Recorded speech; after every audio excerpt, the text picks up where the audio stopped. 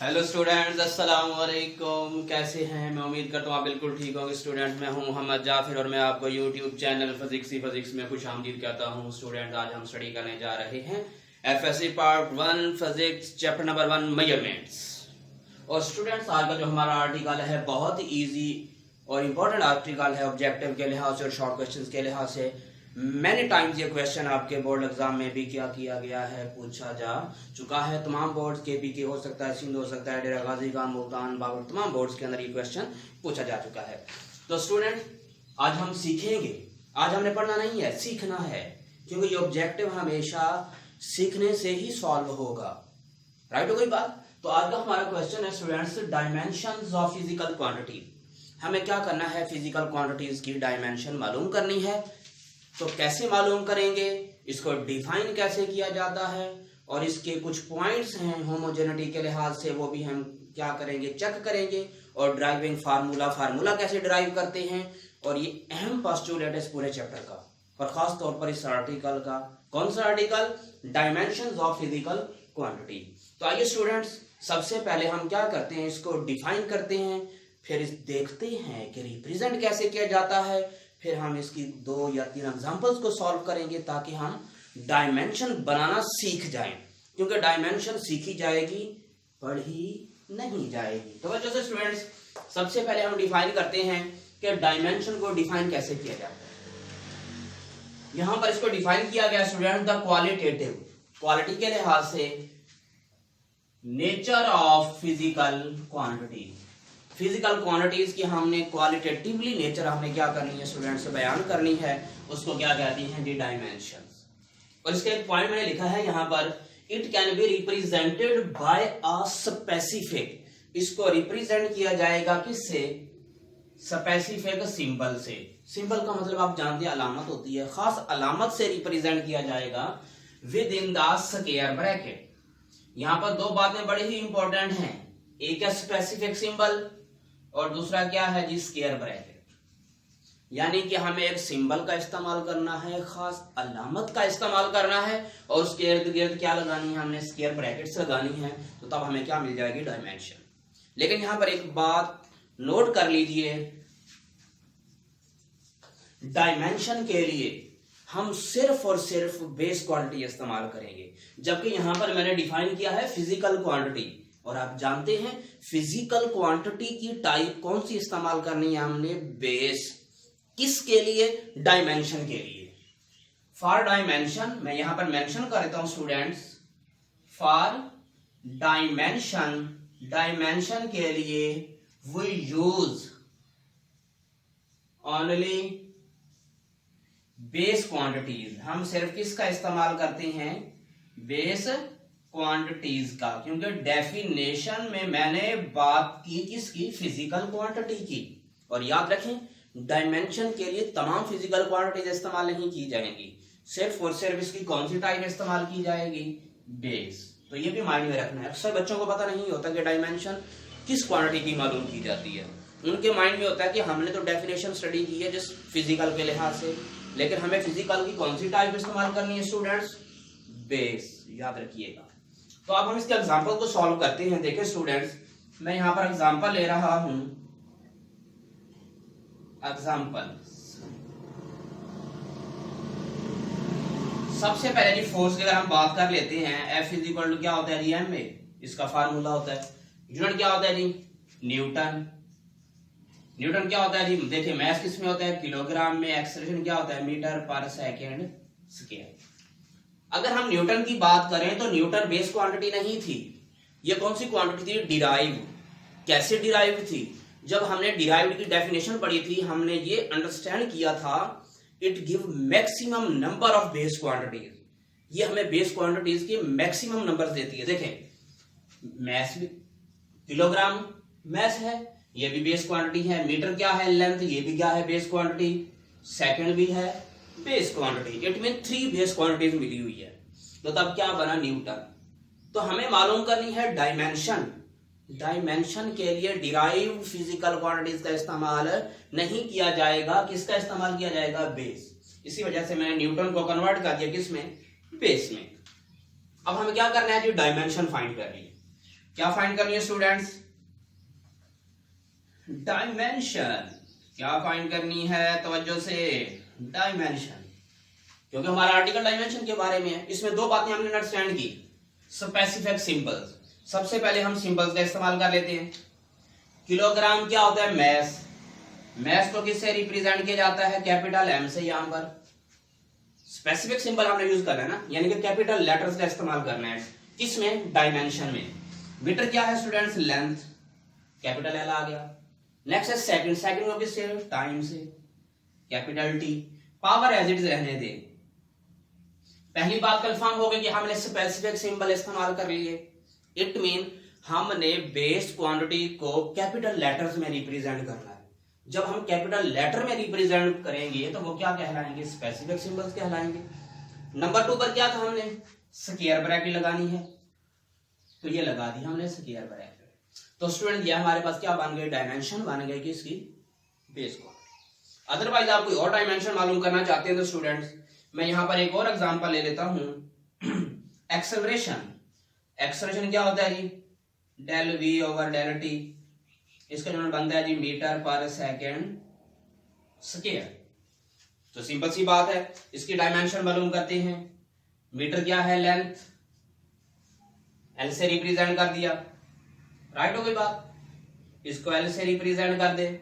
Second क्या है? Time. इसकी पावर क्या आ गई? -2। इसके गेट क्या लगा लें जी? स्क्वायर। इस तरह आप जो मर्जी आपके पास फार्मूला गिवन हो, आप उसका यूनिट बना लें। अगर यूनिट नहीं है याद आपको तो फार्मूला आना चाहिए। अगर यूनिट आता है तो डायरेक्ट यूनिट को फिर चेक करें कि ये बेस यूनिट है या डिराइव। तो उसको अगर डिराइव्ड है तो बेस में कन्वर्ट कर दें, अगर बेस है फिर तो परेशानी ही नहीं होगी। तो स्टूडेंट्स हम इस तरीका से क्या कर सकते हैं? डायमेंशन मालूम कर सकते हैं। नेक्स्ट जी हमने चेक करनी होमोजेनिटी। क्या चेक करनी है जी? Homogeneity in physical quantities. Checking homogeneity. Dimension के दो बेसिक पॉइंट्स हैं स्टूडेंट्स। पहला पॉइंट है हमारे पास चेकिंग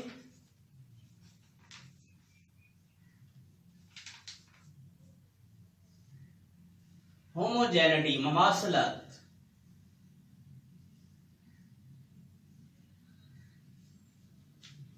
हमने क्या स्टूडेंट्स चेक करनी है? होमोजेनिटी चेक करनी है किसमें?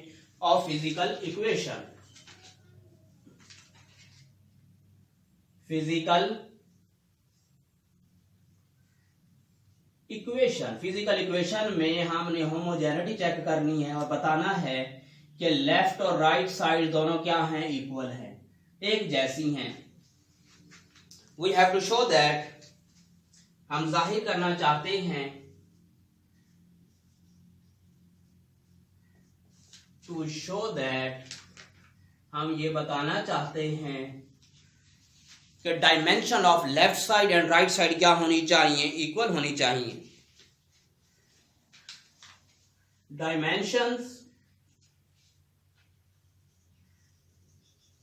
डायमेंशंस ऑफ फिजिकल,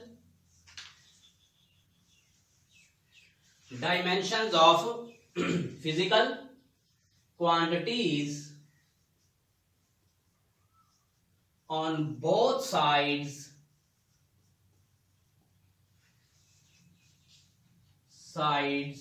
दोनों साइड्स पर जो डायमेंशन है फिजिकल क्वांटिटीज की, किसकी? दोनों साइड्स पर, इक्वेशन की दोनों साइड्स पर क्या रहनी चाहिए?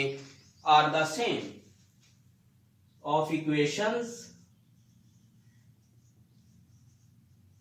आर द सेम, यानी कि हमें क्या लेनी है? एक इक्वेशन लेनी है और उसकी दोनों साइड पर जो डायमेंशंस हैं वो क्या रहनी चाहिए? सेम। अगर डायमेंशन सेम रहेंगी तो उसे हम कहेंगे होमोजेनिटी। क्या कहेंगे students? Homogeneity. This is called principle of homogeneity भी कह सकते हैं। Principle of homogeneity. अब सवाल यह है कि हम कैसे चेक कर सकते हैं कि हमारे पास इक्वेशन हो और कैसे चेक करते हैं कि दोनों की डायमेंशन क्या होगी, सेम होगी। मैं यहाँ पर एक एग्जांपल ले लेता हूँ स्टूडेंट्स, यहाँ पर हम एक एग्जांपल ले लेते हैं और उसको चेक करते हैं कि आया कि होमोजेनिटी है या नहीं। मैं फर्स्ट इक्वेशन ऑफ मोशन लिख रहा हूं, Vf is equal to Vi plus AT। सबसे पहले हम क्या ले लेते हैं, लेफ्ट साइड, और इसकी चेक करते हैं डायमेंशन। ये क्या है, वेलोसिटी। वेलोसिटी का यूनिट क्या होता है, मीटर पर सेकंड। तो स्टूडेंट इसकी डायमेंशन बन जाएगी हमारे पास LT इनवर्स, और इसके गिर्द क्या लगा देंगे, स्क्वायर ब्रैकेट। यानी कि हमारे पास लेफ्ट साइड की डायमेंशन क्या आ गई, आपके सामने मौजूद है। अब हम राइट साइड को सॉल्व करते हैं स्टूडेंट्स, कि राइट साइड क्या कहलाएगी, राइट हैंड साइड। अगर तो दोनों का आंसर सेम आया, दोनों की डायमेंशन सेम आई, तब तो हमें पता चल जाएगा कि इनमें होमोजेनिटी है, यानी कि इस इक्वेशन में होमोजेनिटी है। अगर दोनों की डायमेंशन सेम नहीं आई तो तब हम कह सकते हैं कि इनमें होमोजेनिटी एक जैसी नहीं है। तो देखिए स्टूडेंट्स, राइट हैंड साइड को सॉल्व करते हैं। क्या है, Vi प्लस AT। इसका यूनिट क्या होता है, मीटर पर सेकेंड। एक्सेलरेशन का क्या होता है, मीटर पर सेकेंड स्क्वायर, साथ में आ गया सेकेंड इस टाइम का। तो स्टूडेंट इनको सॉल्व कर लें, मीटर पर सेकेंड, पावर एक ऐड होगी तो ये भी क्या रह जाएगा, मीटर पर सेकेंड। तो दोनों को ऐड करते स्टूडेंट्स, ये बन जाएगा 2 मीटर पर सेकेंड। याद रखें 2 हमारे पास क्या है, कांस्टेंट है, नंबर है, और नंबर की कभी भी डायमेंशन मालूम नहीं की जाती, क्योंकि हम इस बात को पहले यहां पर नोट कर चुके हैं कि डायमेंशन हमेशा बेस क्वांटिटी की होगी और किसी भी क्वांटिटी की नहीं होगी। तो आई थिंक स्टूडेंट इसकी जो डायमेंशन बनेगी ये बनेगी LT की पावर -1, और इसके गिर्द क्या लगा देंगे, स्क्वायर ब्रैकेट। अब देखिए यहां पर नजर आ रहा है कि left hand side is equal to right hand side. ठीक होगा स्टूडेंट। तो इस तरह आपके पास अगर कोई इक्वेशन दी गई हो तो आप क्या कर सकते हैं, उसकी होमोजेनिटी चेक कर सकते हैं। और होमोजेनिटी की कंडीशन यही है कि दोनों साइड क्या रहनी चाहिए स्टूडेंट्स, डायमेंशंस के लिहाज से इक्वल रहनी चाहिए। तो नेक्स्ट स्टूडेंट हम स्टडी करते हैं कि हम डायमेंशनल को इस्तेमाल करते हुए फार्मूला कैसे डिराइव कर सकते हैं। अब हम उसको स्टार्ट करते हैं। हाँ स्टूडेंट्स, हम बात कर रहे थे कि हमने होमोजेनिटी चेक कर ली। अब नेक्स्ट हमारा जो पॉइंट है स्टूडेंट्स, ये है डिराइविंग अ पॉसिबल फार्मूला, कि हम डायमेंशन से फार्मूला कैसे मालूम कर सकते हैं। राइट हो कोई बात, ये वाली जो बात है असल में हम जब प्रॉब्लम को स्टडी करेंगे स्टूडेंट्स, तो यहाँ वहां पर ये बात बिल्कुल क्या हो जाएगी, प्रूव हो जाएगी। लेकिन यहाँ पर हम इसको जनरली क्या कर लेते हैं, स्टडी कर लेते हैं और इसको अंडरस्टैंड कर लेते हैं, ताकि जब हम प्रॉब्लम को सॉल्व करें तो मजीद ये बात कंफर्म हो जाए। कहता है कि the success of this method for deriving a relation for a physical quantities, हमें फिजिकल क्वांटिटीज का क्या करना है, रिलेशन मालूम करना है। वो डिपेंड करेगा किस पर, correct guessing of various factors, जिसमें हम क्या करेंगे, वेरियस फैक्टर्स को गैस करेंगे on which the physical quantity depend, जहां पर जिन पर फिजिकल क्वांटिटी क्या कर रही है, डिपेंड। इस सारी स्टेटमेंट को हम यूं अंडरस्टैंड करते हैं। देखिए स्टूडेंट, अगर हम सिंपल पेंडुलम की बात करें, किसकी स्टूडेंट्स, सिंपल पेंडुलम की बात करें, तो मैं इसके अगर हम डायग्राम ड्रा कर लूं, यहां पर ये पॉइंट A है स्टूडेंट्स, ये O है, और ये क्या है, पॉइंट हमारे पास B है। राइट हो गई बात। तो यहां पर अगर हम मालूम करना चाहते हैं टाइम पीरियड, क्या मालूम करना चाहते हैं स्टूडेंट्स, टाइम पीरियड अगर हम मालूम करना चाहते हैं तो देखें यहां पर हमने जो स्ट्रिंग ली है उसकी क्या है जी, लेंथ। लेंथ की क्या मालूम करेंगे, डायमेंशन। क्या मालूम करेंगे स्टूडेंट्स, डायमेंशन मालूम करेंगे। राइट है कोई बात। यहां पर एंगल मौजूद है, इसकी भी मालूम कर सकते हैं। राइट है कोई बात स्टूडेंट्स। नेक्स्ट है जी हमारे पास यहां पर डिस्टेंस होगा, वो भी लेंथ में काउंट होगा। यहां पर नेक्स्ट हम यूज कर रहे हैं किसका, मैस का। जिसका स्टूडेंट्स मैथ्स का इस्तेमाल कर रहे हैं, तो यहां पर मैथ्स की भी क्या मालूम करेंगे, डायमेंशन मालूम करेंगे स्टूडेंट्स। नेक्स्ट हमारे पास क्या है, ये मैथ्स के ऊपर क्या चीज एक्ट कर रही है, ग्रेविटी। क्या एक्ट कर रही है स्टूडेंट्स, ग्रेविटी भी की क्या मालूम करेंगे हम, डायमेंशन मालूम करेंगे, राइट। ओके, ये वो फैक्टर्स हैं जिनकी हम क्या मालूम करेंगे स्टूडेंट्स, डायमेंशन मालूम करेंगे।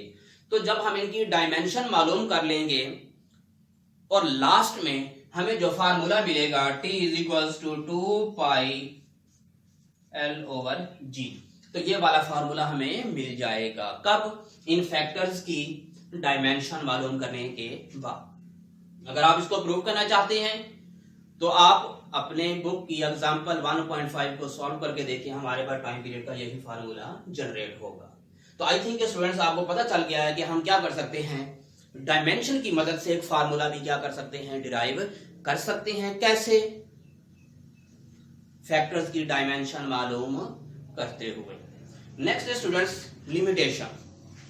आया कि हम जो डायमेंशनल एनालिसिस यहां पर इस्तेमाल कर रहे हैं, किन फैक्टर्स पर हम इनको ओबे कर सकते हैं और किन फैक्टर्स पर इनको ओबे नहीं कर सकते, तो उनको हम नेम दे रहे हैं यहां पर लिमिटेशंस का।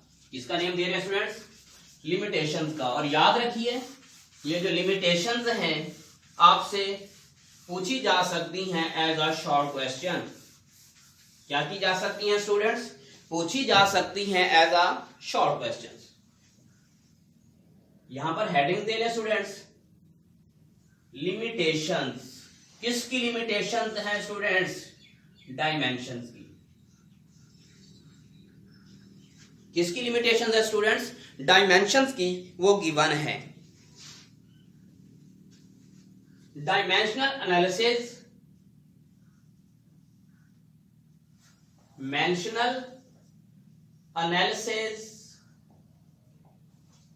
cannot be applied,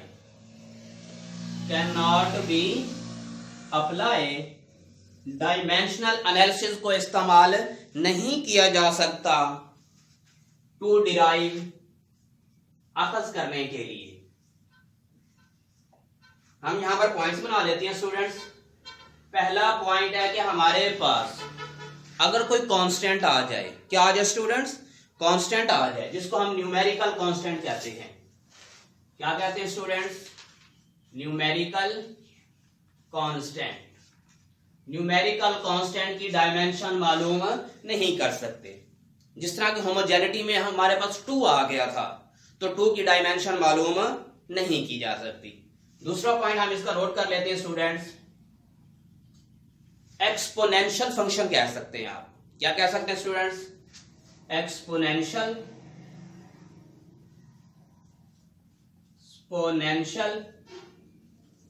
function. अगर हमारे पास फंक्शन क्या आ जाए, एक्सपोनेंशियल की फॉर्म में आ जाए, इट मीन e⁻⁴x। अगर इस तरह का हमारे पास कोई फंक्शन आ जाता है तो तब भी हम डायमेंशनल एनालिसिस को इस्तेमाल नहीं कर सकते। राइट हो कोई बात स्टूडेंट्स। इसके बाद थर्ड पॉइंट है हमारे पास ट्रिग्नोमेट्रिक फंक्शंस। मैट्रिक फंक्शंस, तो ट्रिग्नोमेट्रिक फंक्शंस पर भी हम डायमेंशनल एनालिसिस इस्तेमाल नहीं कर सकते। देखें, न्यूमेरिकल में क्या आ जाते हैं जी, नंबर, यानी कि 1 2 3 कोई भी चीज आ सकती है। एक्सपोनेंशियल की एग्जांपल हमने स्टडी कर ली। अगर हम इसकी बात करें ट्रिग्नोमेट्रिक में, यहां पर क्या आ सकता है, साइन थीटा आ सकता है students, cos theta, tan theta, मैंने कॉमन से लिख दी हैं, etc। इस तरह के अगर हमारे पास फंक्शंस आ जाएं तब भी डायमेंशनल एनालिसिस को इस्तेमाल नहीं किया जाता। नेक्स्ट स्टूडेंट्स हमारे पास नेक्स्ट जो पॉइंट है हमारे पास, उसको आप कह सकते हैं लोगारिथम फंक्शंस। क्या कह सकते हैं, लॉगरिथम भी कह सकते हैं, जो लोगारिथम फंक्शंस भी कह सकते हैं स्टूडेंट्स।